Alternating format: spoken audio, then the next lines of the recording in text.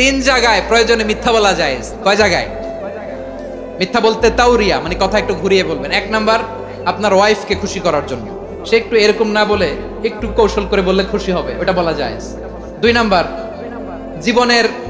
জীবন মরণের ব্যাপার, জান বাঁচানোর জন্য একটু কৌশল করে ঘুরিয়ে বললেন, এটা জায়েজ। তিন নাম্বার, দুইজন ঝগড়া লাগছে, তাদেরকে মিলিয়ে দেওয়ার জন্য কৌশল করে একটু মিথ্যা বলা, ঘুরিয়ে বলা জায়েজ। দুইজনের মধ্যে দেখলেন যে সম্পর্ক খারাপ, একজনরে বললেন, ভাই সে তো ওই দিন আপনার ব্যাপারে অনেক প্রশংসা। কি আমার ব্যাপারে প্রশংসা? তার সাথে তো আমার মারাত্মক সম্পর্ক। কি বললো? এই বললো আপনি নাকি এই করছেন ওই করছেন, অনেক প্রশংসা। লোকটার মন খুশি হয়ে যাবে তার ব্যাপারে, ঠিক কিনা? আবার তার সাথে যার ঝগড়া, ওরে যে বলবেন, ভাই ওই দিন তো সে আপনার অনেক অ্যাপ্রিসিয়েশন করলো, অনেক। সে তো অবাক, কি রে বলে কি আমার? এই যে দুইজনের ব্যাপারে দুইজনের একটু ভালো ভালো কথা বলে দিচ্ছেন, একদিন দেখবেন রাস্তা দিয়ে হাঁটার সময় একে অপরকে সালাম দিয়ে ফেলছে, সালাম দিয়ে বুকে জড়ায় ধরছে, আছে না নাই? আবার মিলমিশ হয়ে গেছে। কিন্তু আমাদের স্বভাব হইলো, দুই প্রতিবেশী যদি একসাথে বসে একসাথে হাঁটে, দূর থেকে দেখলে আমাদের জলে, আছে না নাই? ঘটনা কি? এই দুইটার মধ্যে এত মিল কে? এই দুইটার মধ্যে গিরিঙ্গি লাগানো যায় কিভাবে?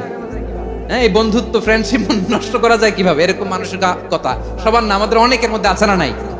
আল্লাহর কাছে তওবা করেন, এই মানসিকতার যেন আমরা না হই, আমরা মিলিয়ে দিব।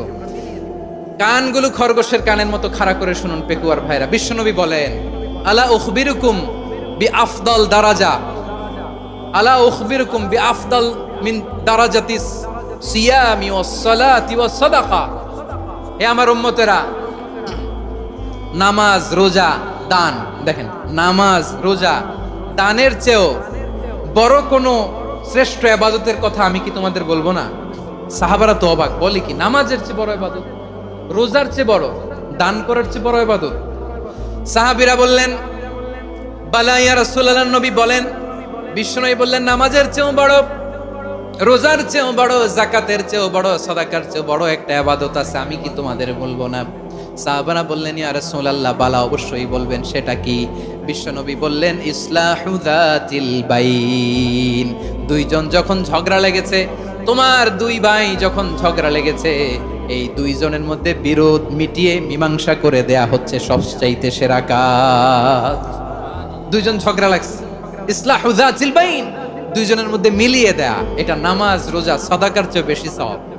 সুবহানাল্লাহ, এত আস্তে, হ্যাঁ?